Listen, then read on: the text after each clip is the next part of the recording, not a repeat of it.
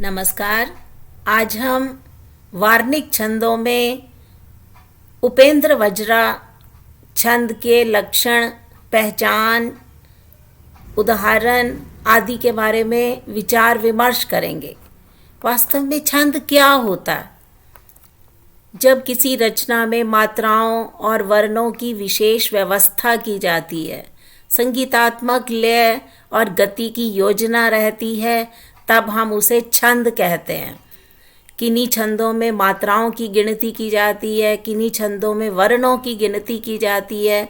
तो आज हम उपेंद्र वज्रा छंद की परिभाषा और उसके उदाहरण पर विस्तार के साथ चिंतन करेंगे। जब हम वार्णिक छंद की बात करते हैं तो उसमें गण का एक सूत्र माना जाता है, यमाता राज भानस लगा। जब हम यगन की बात करते हैं तो उसमें ISS संकेत दिया जाता है। अगर साधारण भाषा में आप उसे लेना चाहें तो यशोदा यगन का ही एक उदाहरण है। मगन का उदाहरण है मायावी, तगन का उदाहरण है तालाब, रगन का उदाहरण रामजी, जगन का उदाहरण जलेश, भगन का उदाहरण भारत, नगन का नगर और सगन का सरिता। तो ये सांकेतिक अभिव्यक्ति है। ये वार्णिक रूप के अंतर्गत गणों के बारे में बताया गया है। तो उपेंद्र वज्रा की परिभाषा क्या है? संस्कृत साहित्य में उपेंद्र वज्रा की परिभाषा दी जाती है, उपेंद्र वज्रा जत जास्ततो गौ। तो जिससे साभिप्राय कि इस छंद के प्रत्येक पाद में एक जगन, एक तगन और एक जगन, और अंत में जाके 2 गुरु वर्ण होते हैं।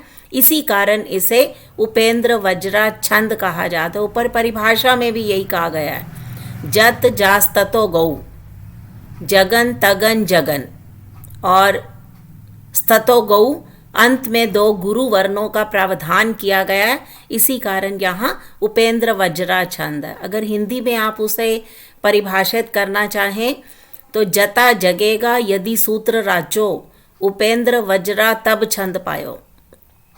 जता जगेगा, तो इसमें प्रत्येक उदाहरण के पद के अंतर्गत जगन, तगन और जगन, जता जगेगा, जगन तगन जगन और अंत में 2 गुरु वर्णों का प्रावधान किया गया है। इसी कारण यहाँ पर उपेंद्र वज्रा छंद है।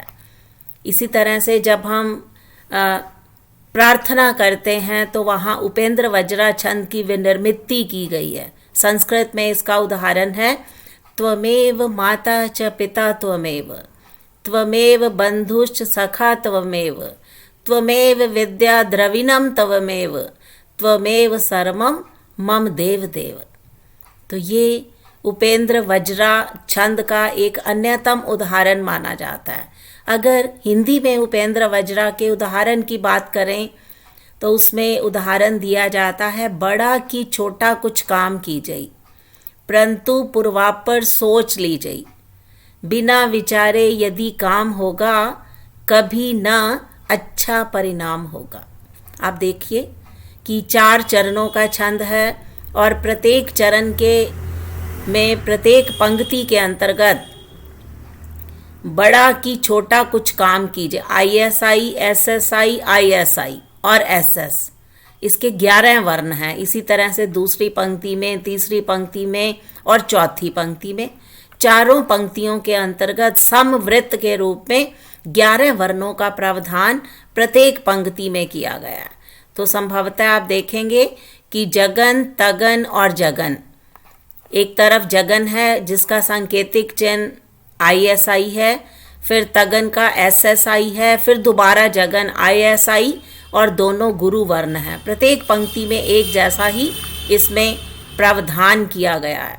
तो संभवतः इस लक्षणों के आधार पर हम यही कहते हैं कि ये उपेंद्र वज्रा छंद का अन्यतम लक्षण है। एक अन्य उदाहरण है, हथेलियों ने जुड़ना ना सीखा, हवेलियों ने झुकना ना सीखा, मिटा दिया है सहसा हवा ने, फरेबियों से बचना ना सीखा। बड़ी आसान भाषा के अंतर्गत जगन तगन और जगन, और अंत में 2 गुरु वर्ण, और प्रत्येक पंक्ति में 11 वर्णों का प्रावधान किया गया है। तो ये उपेंद्र वज्रा छंद का उदाहरण है।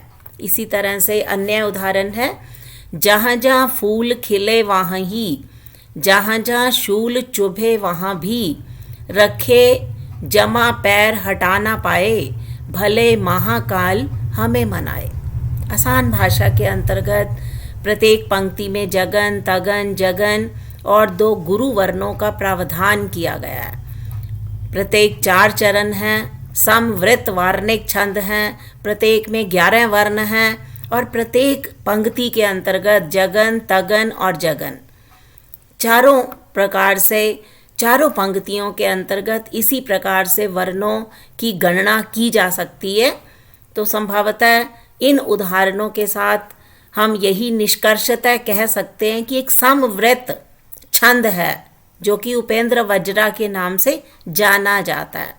इसके प्रत्येक चरण में आपने प्रत्येक उदाहरण में देखा कि जगन तगन और जगन, और अंत में 2 गुरु वर्ण सुनिश्चित किए गए हैं।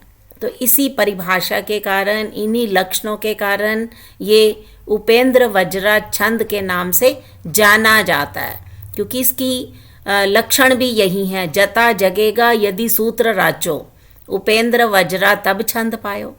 उपेंद्र वज्रा छंद की विनिर्मिति तभी होती है जब जता जगेगा, जगन तगन और जगन, और अंत में 2 गुरु वर्णों का प्रावधान किया जाएगा, तभी उपेंद्र वज्रा छंद बनेगा। संस्कृत साहित्य में भी यही कहा गया है, उपेंद्र वज्रा जतजास्ततो गौ।